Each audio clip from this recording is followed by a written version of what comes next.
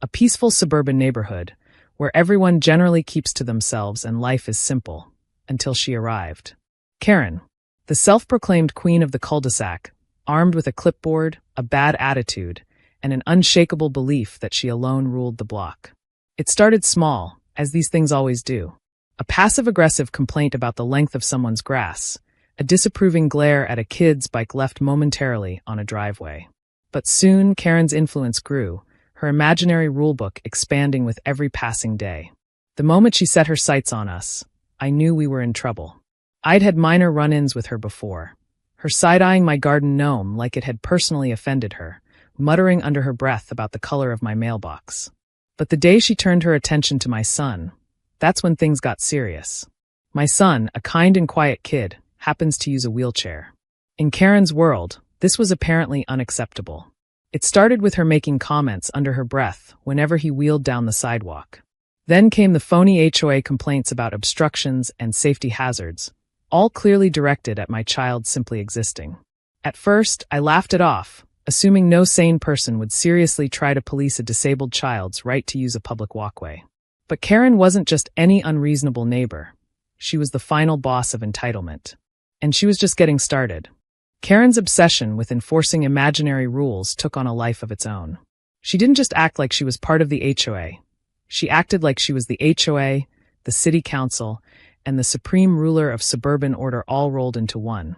And of course, she had her sights set on us. It started with little things.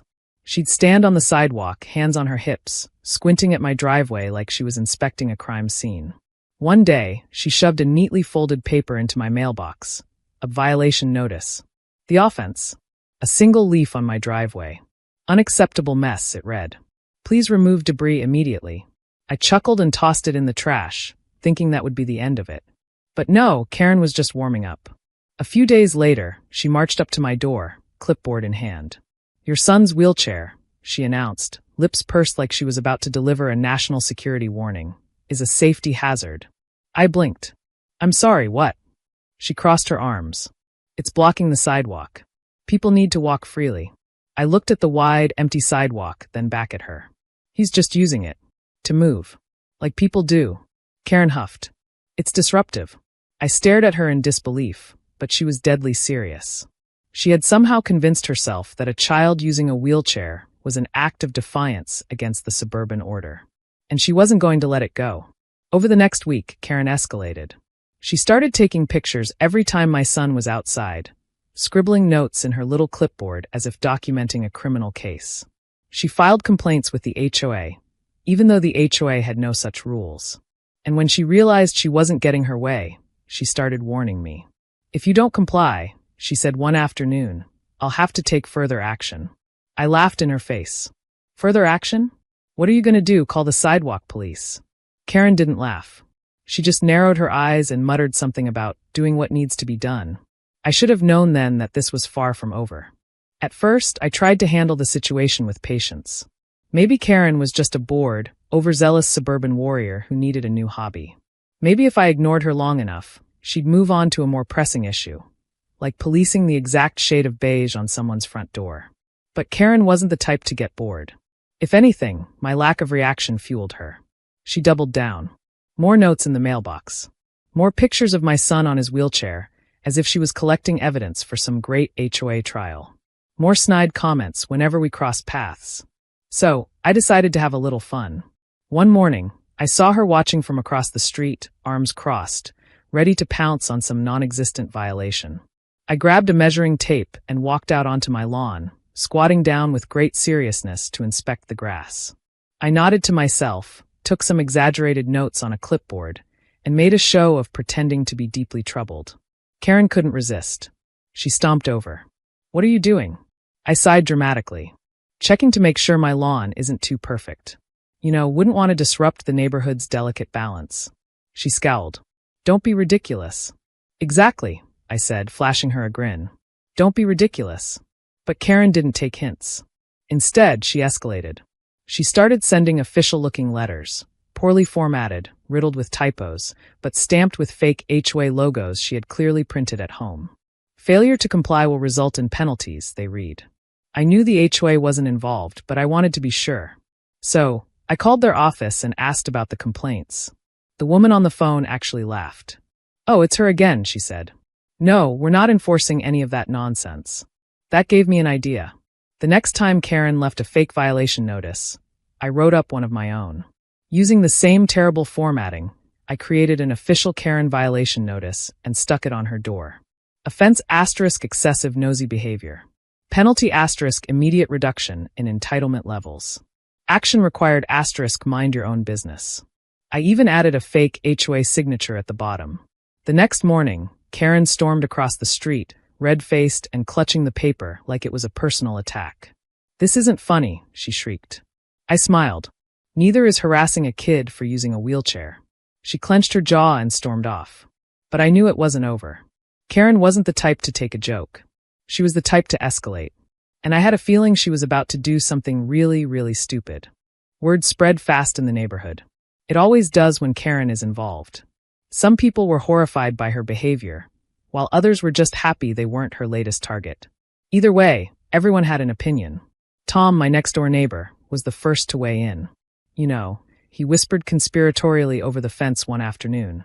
"She tried to file a complaint against my cat last year." I blinked. "Your cat?" "Yep." Said he was trespassing in her yard. As if I control where he walks. That was just the beginning. As I started talking to more neighbors, I realized Karen had been terrorizing the block for years. Linda from across the street sighed, shaking her head. She called the city because my flower pots were too bright for the neighborhood's aesthetic.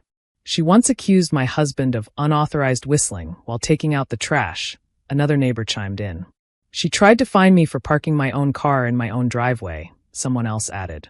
It was clear that Karen's self-appointed role as neighborhood dictator wasn't new. The difference this time? She had crossed a line. Targeting a child, especially one with a disability, wasn't something the neighborhood was willing to ignore.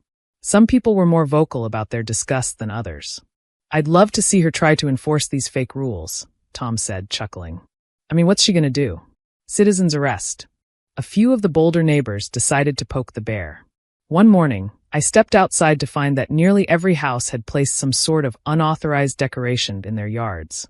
Garden gnomes, flamingos, even a few inflatable holiday figures. Linda had gone all out, putting up an enormous inflatable turkey in the middle of her lawn. "It's February," I said, laughing. "I know," she grinned, just waiting to see her head explode. And sure enough, Karen did explode. She stormed up and down the street, muttering threats about HOA violations and official consequences. But now, instead of cowering, the neighbors just smirked and waved. "Morning, Karen," Tom called out cheerfully, sipping his coffee as his allegedly criminal cat lounged on the hood of his car. Karen's grip on power was slipping. And she knew it, which meant she was about to do something drastic. Karen was losing control, and she hated it. The more the neighborhood pushed back, the more desperate she became. Her once mighty clipboard of imaginary infractions had lost its power. Her fake HOA letters were being openly mocked, and the neighbors were no longer afraid to defy her. That's when she took things too far. One afternoon, I stepped outside to find Karen standing in the middle of the sidewalk, hands on her hips, glaring at my son like he was an outlaw in the Wild West. He was just rolling his wheelchair down the street, minding his own business, but to Karen, this was some sort of crime against suburbia. This asterisk needs to stop," she snapped. I took a deep breath, trying to keep my cool. "Karen, my son has every right to be here. He's literally just going down the sidewalk." "It's disruptive," she hissed. "It's dangerous.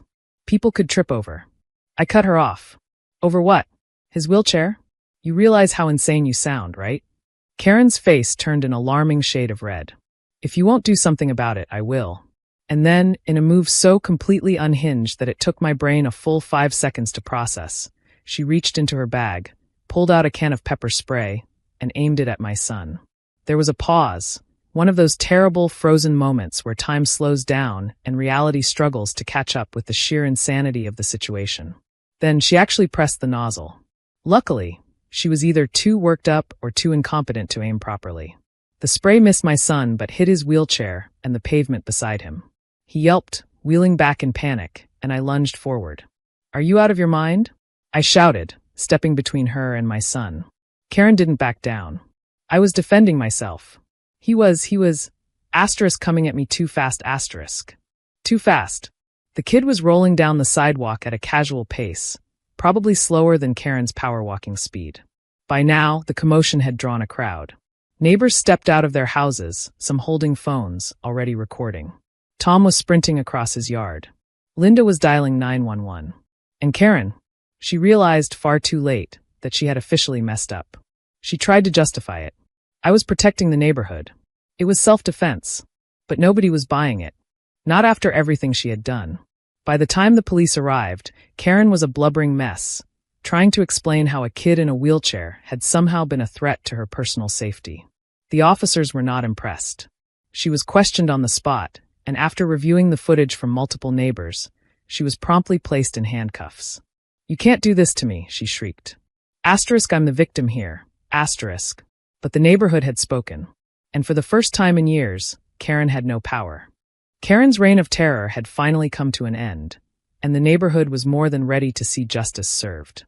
The police weren't interested in her usual theatrics. Between the multiple video recordings, witness statements, and the sheer lunacy of pepper spraying a child in a wheelchair, it was an open and shut case. She was charged with assault, disorderly conduct, and endangering a minor. The officers barely gave her time to rant about how the real criminals were the ones letting their grass grow an inch too high before they hauled her off. But the best part, the HOA finally turned against her. For years, Karen had terrorized the neighborhood under the false pretense of being the voice of the HOA. She had written fake violation notices, made up non-existent rules, and acted like a self-appointed dictator. But now, with actual legal trouble hanging over her, the Real HOA decided they had had enough. At the next meeting, where Karen, for obvious reasons, was not present, the board officially voted to ban her from attending any more HOA gatherings, filing any complaints on behalf of the association, or having any say in neighborhood matters ever again. As one member put it, "She's been a menace for years. Honestly, I'm embarrassed it took us this long." Then came the cherry on top. Karen, the self-proclaimed enforcer of rules, the woman who had spent years writing bogus complaints about garden gnomes, mailbox colors, and unauthorized whistling. Got fined by the HOA for her own violations. Apparently, in her eagerness to police the neighborhood, she had completely ignored her own property. Her fence was over the height limit. Her trash bins were left out too long. And in an almost poetic twist, she had unapproved holiday decorations still lingering from Christmas, in February. She was slapped with multiple HOA fines, which, combined with her legal troubles, must have been the ultimate blow to her delusions of power. And the neighborhood? Oh, we celebrated. Linda organized a block party that weekend, complete with a massive inflatable Santa, purely for the irony. Tom's cat strutted freely across every lawn, as if knowing his longtime enemy had been vanquished. And my son?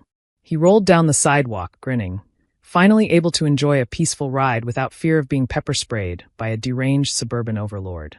Karen never showed her face again after that. Whether she moved away or just went into hiding, no one really cared. All that mattered was that the nightmare was over. And the best part, nobody ever measured my grass again. With Karen gone, life in the neighborhood finally returned to normal, or rather, a better version of normal.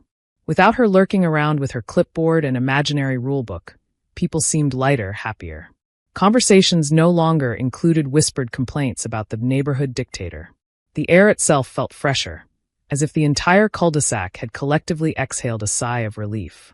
My son, the actual victim in all of this, took full advantage of Karen's absence.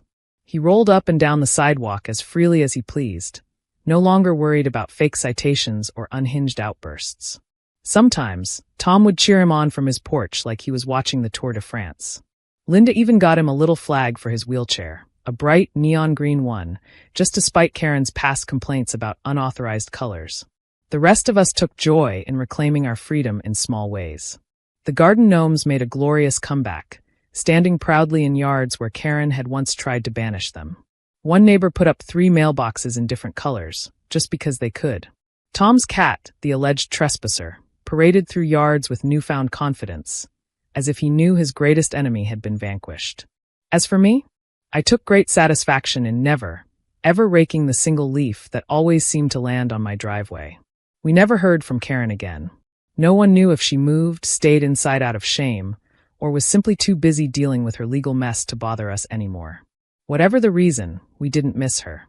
And as I stood on my porch one evening, watching my son happily roll past neighbors who waved and smiled, I couldn't help but laugh at the absurdity of it all. Karen had spent years trying to control this neighborhood.